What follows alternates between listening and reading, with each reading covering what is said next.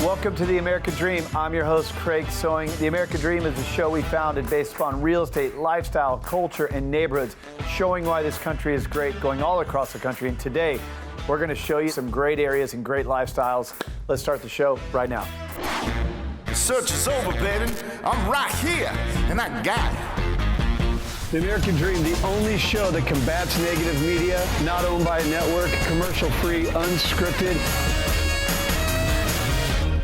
I got it. These are stories for you and by you.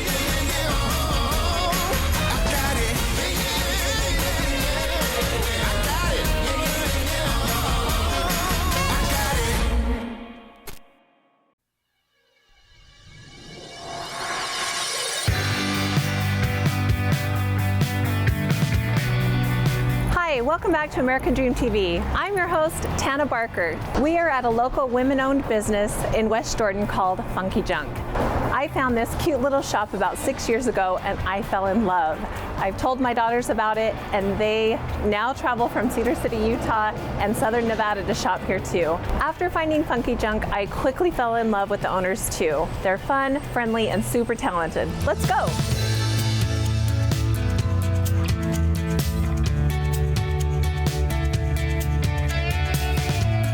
We are here with one of the owners of Funky Junk. Her name is Dawn Roberry. Amber Tolbert, one of the owners, wasn't able to be here, but we have Dawn. Welcome to Funky Junk. The shop is decorated for Christmas right now. It is so cute. I love that about the shop. Every time you come in, it's a different season or holiday. Can you tell us a little bit about the company and how it started and how it works? Yeah, Amber and I have been partners we're going into our 7th year this next year. And we've, been friends for a lot longer than that, but it just works, and we decided to do a cooperative where we have other family and friends with us, and so we specialize in new, vintage, upcycled, handmade, and antique items, and there's people that really specialize in what they do here. Amber's our upholsterer of the group. Wade does fabulous vintage and antique items. I'm more of the wholesaler, but a little handmade. Katie's handmade. Steph has beautiful things. We just change it all the time. It's constant. So you did kind of touch on that a little bit. Each of you showcase your own things. What specifically do you do again? I do a lot of decor, a lot of furniture. We all upcycle the furniture to make it look new again. And I do a lot of furniture and a lot of decor, and I go to show and bring in great things that you won't find anywhere else. We're just that unique.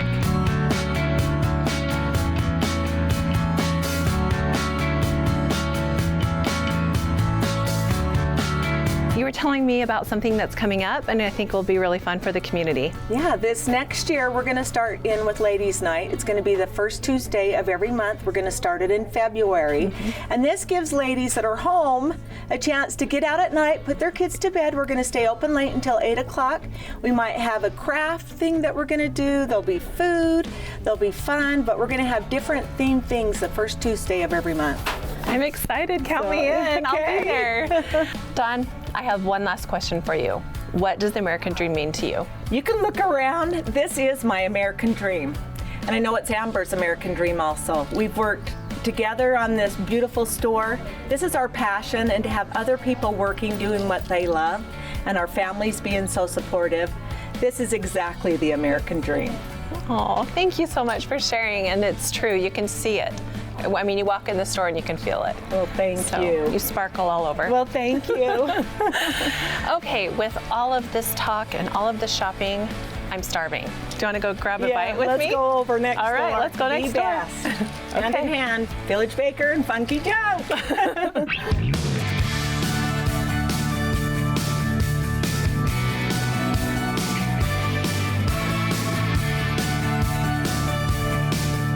The Village Baker is one of my favorite places to eat. They have been around since 1994. Their mission statement is to be a positive presence for their customers, employees, and community, and they do that. They make their food fresh daily. I know what I'm going to order.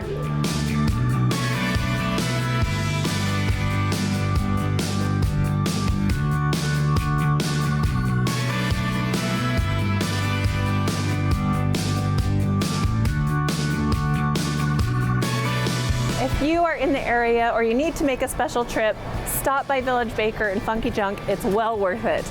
Well, I have some more shopping to do. I'll see you next time on The American Dream.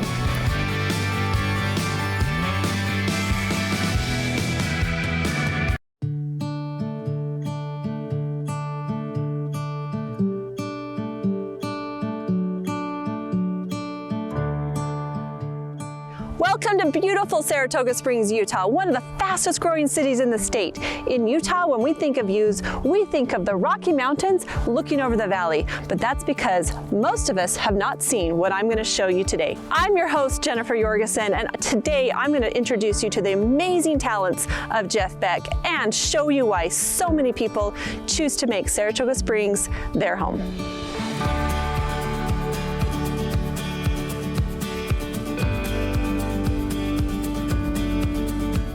We're here at Chubby's in Saratoga Springs because Jeff Beck is here passing out his calendars and puzzles that he's created out of the Utah Lake art. Now, how do I know Jeff Beck? I actually don't. You see, in Saratoga, it is so amazing that everybody posts pictures of all of the views here. And Jeff started posting all of his amazing shots, so much so that he then created his own Facebook page. So let's go meet Jeff. Hi, you must be Jeff. Oh, yes. You must have the best thing at Chubby's, is that correct? These are their scones. They are amazing, and they look delicious. That's why I'm here today. I just wanted to come and have scones, since it's a good excuse to get out of the house. Scones and showing all your artwork. And showing my art, that's the secondary priority, yes. Jeff has some amazing shots, so why don't you tell us what you're doing here today? Yeah, I moved to Saratoga Springs about 3 years ago, and immediately fell in love with the city and the lake and the mountains, and I felt like it was kind of underappreciated by some people who lived here. So I wanted to showcase how beautiful the lake shore is and all of the scenery that we have in the area. And I started taking photos and sharing them on a local Facebook group. Will you take me out to some of your favorite spots and teach me how to take a photo? Do you have any other shoes? We will change. So yes, is that a yes? That is a yes. All right, and one of the things that I like to do is to find something that some people find to be common or unattractive and find the beauty in it. So today we're going to take a picture of weeds, okay? Weeds. Of phragmites. Yes, of phragmites, yep. yes. They're actually kind of pretty. They really are, especially when they're backlit by the sun. So I'm going to have you're going to look off into the distance here. Okay. And find one, and I want you to silhouette it against the light there. Oh, that looks way better than mine. I think yours is pretty good. Wait, here? No, like, look, I don't even have, photo right that's a great photo. Yeah. Yep, Jeff took a great photo of me. She could take a good photo. Thank you so much, Jeff, for sharing with me your amazing talents and your love of Utah Lake. And I'm going to now show you why so many people, because of these views, have made it their home. There's some friends of mine that have a custom home down the lake. Let's go see it.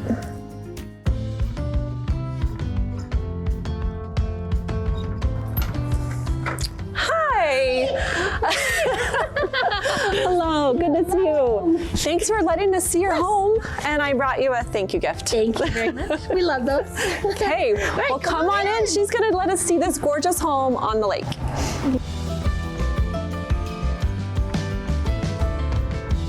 You could live anywhere because you're retired. Right. Yeah, right. So they're retired. And they still ended up living here, which if you can see from behind me, that might be why. That's why.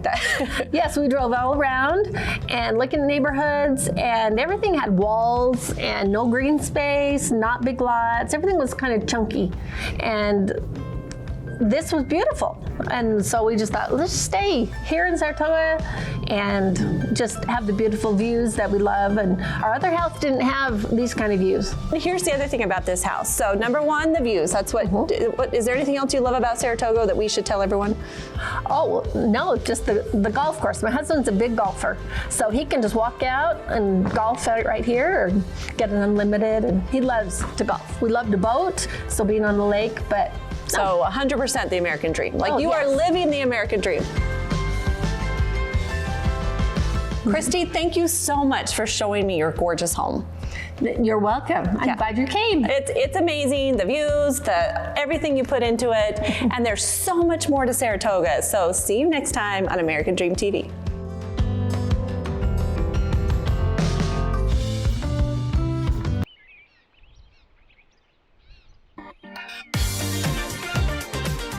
Today, I am so excited. I'm going to take you to 1360 Golden Way. You're going to see one of the most epic views in all of Park City in a home that is absolutely iconic. And I'm going to introduce you to one of my best friends and favorite people, Stephanie Hunt with Flair Hunter Design. I'm Gretchen Hudgens. This is American Dream TV, selling Park City.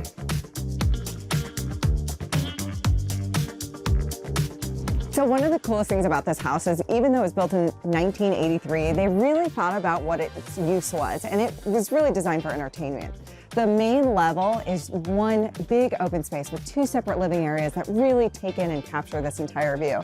But the cool part is downstairs where the bedrooms are is really private and intimate. No, I think that's a great point. It's kind of this like juxtaposition, this grand home that you see from the outside, and you walk in and these soaring ceilings, and it's just made for a party and entertainment and even live music and a bartender or whatever. Yes. But then you go downstairs and it's an extra really wide staircase, and then you access the lower level bedroom and bathroom suites, and it all feels so intimate and private. It just feels really special.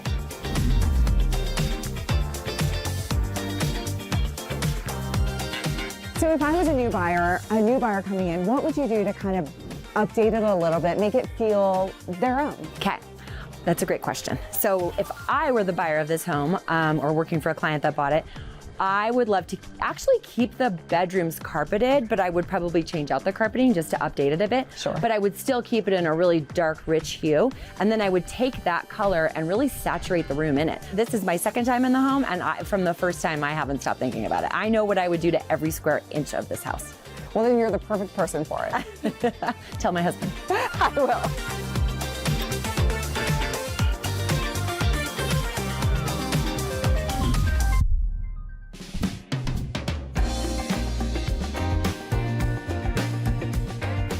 So now we're here at Steph's design office, and I love it for how zany it is. There's so many colors and a lot of light and just a lot of fun that just allows you to really think.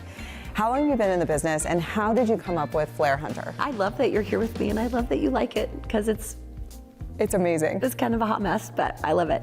So I have been a professional interior designer, working for other designers or running my own firm for, I'm gonna say 23 years now. Nice. In California, and then over 10 years in Park City for probably about 12 years, and I work around the country, and I've had projects out of the country.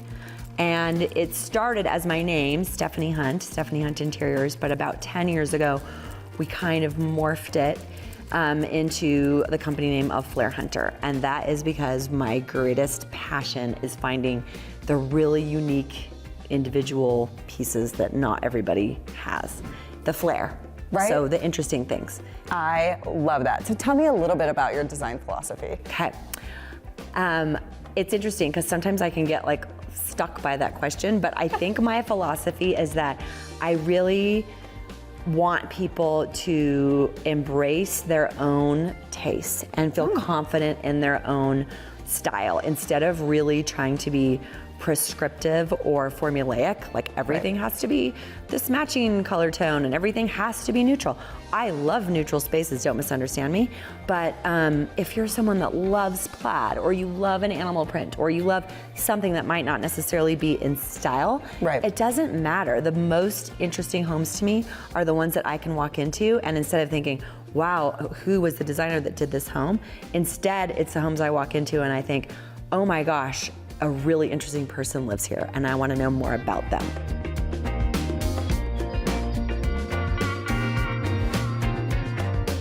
Thanks so much for hanging out with me today in one of the most epic spaces with one of my absolute favorite people. I'm Gretchen Hudgens. You've been watching American Dream TV, selling Park City.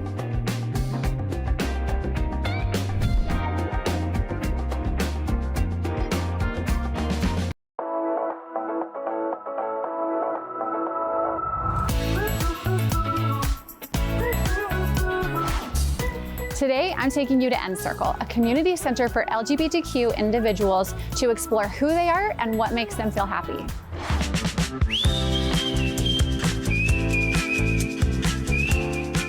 But first, we are here with Ken, the owner of Dough Miner, the one and only pasty shop in Utah, and it's right here in Salt Lake City. Ken, such a pleasure. Thank you. Thanks for having me. Thanks for coming. I am so excited. So tell me, what is a pasty? A pasty is a savory handheld meat pie that was made famous by the Cornish miners from the UK. Oh, okay, wow. So then the history behind that, like, I'm wondering what made you bring this to Utah, or bring it back? I didn't actually bring it. It was here about 100 years ago because there were plenty of Cornish miners here in a place like Park City. And we just felt that it needed to come back here because it just fits this area. It's basically a portable, high-protein, tasty lunch. Yeah, and it definitely is. So you have donuts too, and they are absolutely amazing. And you include the whole, which I love. So tell me, besides that, what makes your donuts different? Well, yeah, donuts are amazing, we think. They're much larger than most donuts. They're kind of a meal in themselves, and they're a very unique cake donut. We also have yeasted donuts, as well as our donut sandwiches, which is our yeasted donut split in half with bacon, egg, and cheese inside. So if you can't decide between a donut and a pasty, you kind of get it. I love it. I definitely have to have one of those. So you guys heard it here. Come to Dough Miner in Salt Lake City. It is amazing. The pasties, the donuts, the donut sandwiches, which I have yet to try, are all top notch. See you soon.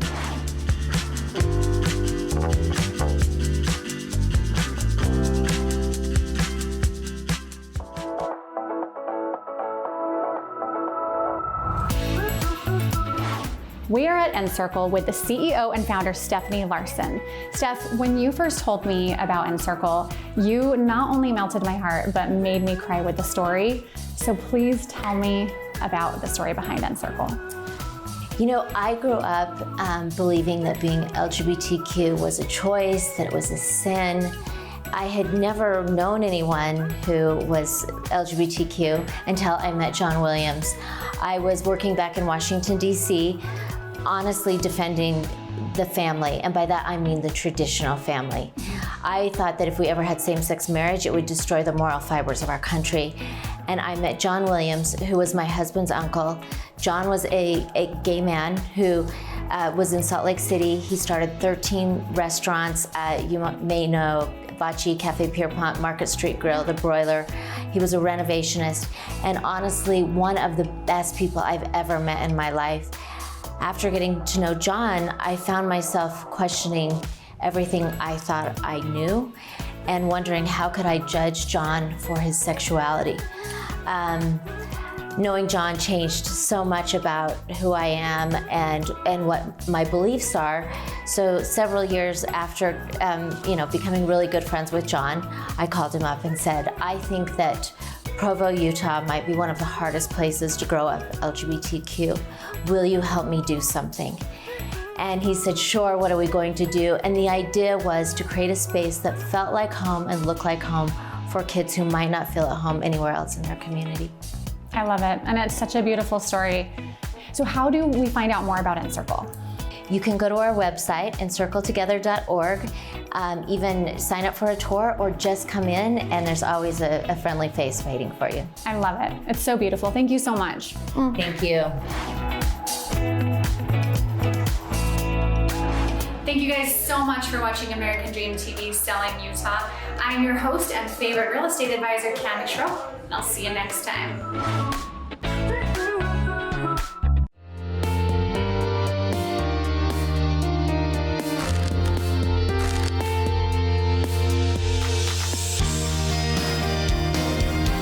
Hi, I'm Tana Barker, your host for American Dream TV. Welcome to beautiful Utah. We're at one of my clients' properties here in Heber City, Utah. Heber is 20 minutes from Park City and 45 minutes from Salt Lake. The owners, Jacob and Riley, live in California and have decided to invest in real estate here in Utah. They've made their cute mountain bungalow into an Airbnb. For their enjoyment and yours, let's take a look.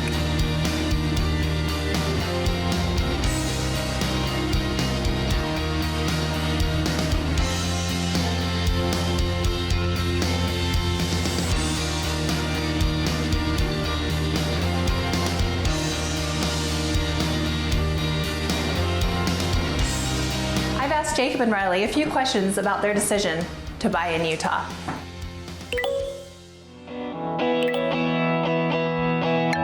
Hi, you guys. It's so good to see you. Good to see you too, Tana. See you, Tana. We've just been looking at your beautiful Airbnb, and I just have some questions for you. Why did you choose Utah to purchase your home? Certainly had to convince Riley to take it out to Utah, but that's where I went to college, so it's near and dear to my heart. Obviously love the seasons out there, but really I think where I was able to convince Riley is all the skiing that we started to do. Truthfully, it didn't take very much convincing. It was my first time out to Utah, was when Jake took me out there, and honestly by our first trip that was pretty tough. The seasons, you go in the summer, you go in the winter, you go in the fall. It's all beautiful. It's all different. There's so many different things to do. And we thought it'd be a really good year-round destination for ourselves and our future family, and also for when we started looking into possible rental property out there. What do you do when you come to Heber, when you come to Utah? Well, our last couple trips have been strictly getting that Airbnb prepped that we had purchased, a lot of furniture building and all that. But so just getting to know the local businesses and just the local attractions, neighboring cities. We're kind of big explorers, so we like to, be active during the day and find some good food and drinks at night. And that's been really fun to kind of just explore. Well, I really appreciate you guys taking the time, and congratulations on your recent wedding. Thank you so much. Life's definitely been a dream lately. It's been crazy and a lot of fun. So thank you. Thank you for setting us all up and obviously getting us our dream home in America. Another activity they'll want to add to their list is just a short drive down Provo Canyon. Come on, let's go.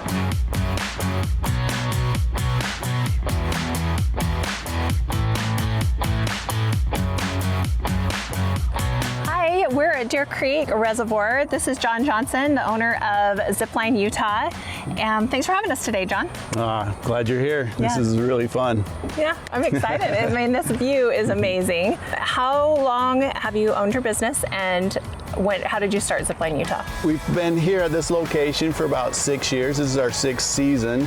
It took a couple of years to build and going through the process. So, I've been in business for 15, 20 years doing other smaller zip lines, but this is our first big commercial business. From what I understand, you have the longest overwater zip line in the world. Also the longest continuous course in the world. 80-foot tower, there's 10 zip lines, 7 aerial bridges. And it actually makes a complete loop. There's no other zip line that does that. You usually start from the top of a mountain and you go down, but the way I created these spiral staircases and the zip line and the bridges and stuff, you actually zip line uphill. So many fun and exciting opportunities and activities that you offer, but let's start with zip lining. Sound good? Zip lining is where it's at, where it all began.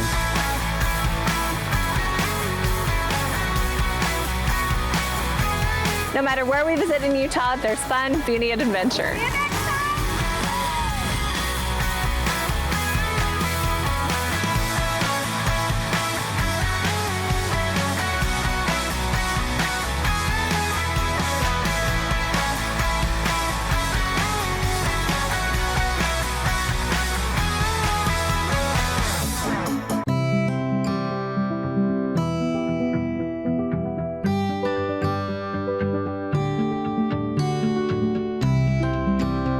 If it looks like I'm in the middle of a Hallmark movie, you could be right. Just throw in some snow and some tinsel, and we are right here on the set, this very street where they filmed the Hallmark movie Christmas Tree Lane. I'm your host, Jennifer Jorgensen, and today I'm going to show you how this small town serves the community in a huge way. Let's go.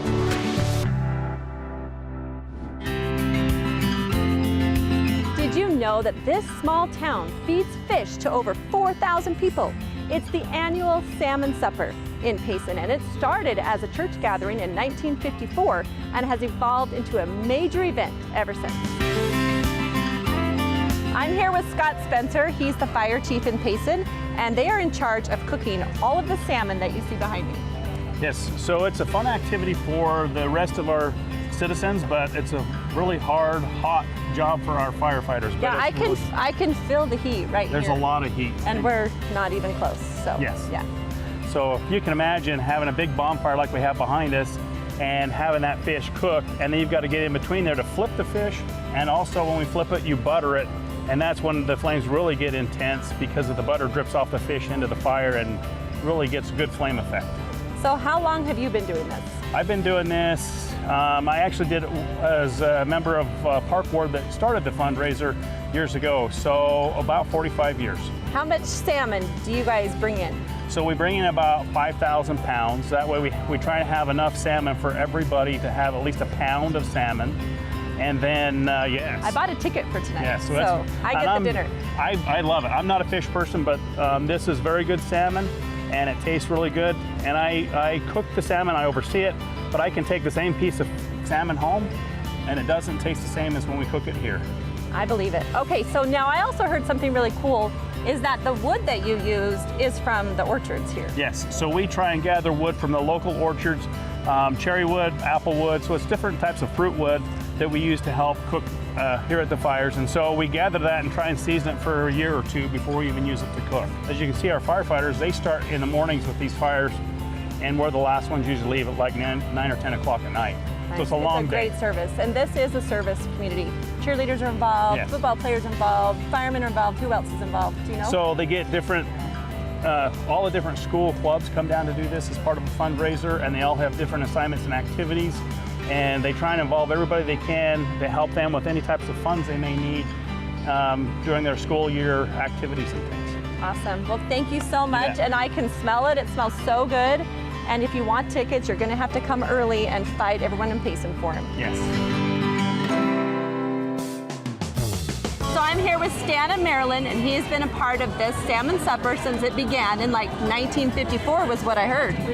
Yeah. We've held probably every year since this thing started. Awesome. So you know what I like about this is that everybody's involved. The firemen are involved, the cheerleaders are involved, you've got the football players, you've got the firemen over there cooking all the stuff, you're involving like all of these different departments. Yeah. And you said you've never really eaten salmon because you were working so hard. Is that correct?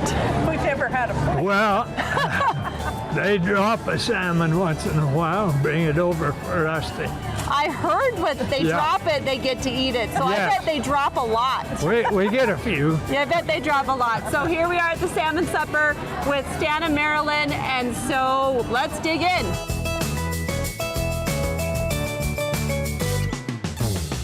The American dream is more than just a place. It's about the community spirit, being part of something bigger than you, a place where you belong, a place where you matter. And Payson Salmon Supper has united the whole community.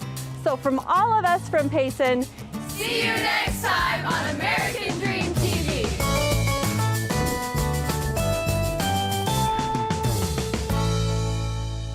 Well, hope you enjoyed today's episode of The American Dream. Again, I was your host, Craig Sewing, and the creator of the show. We've had so much fun building this thing. I've traveled all across the country building a real show, not a reality show, about real estate, lifestyle, and culture, featuring positive stories of your marketplaces. I've always said this isn't our show, it's yours. We just get to reflect the cool stories back to you. So thank you so much for those stories. Thank you for following our show, and don't forget to follow us on social media. We'll catch you next time. And of course, cheers to your American dream.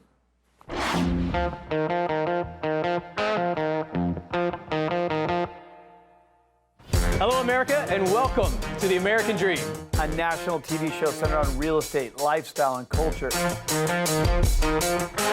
Let's get this show started right now.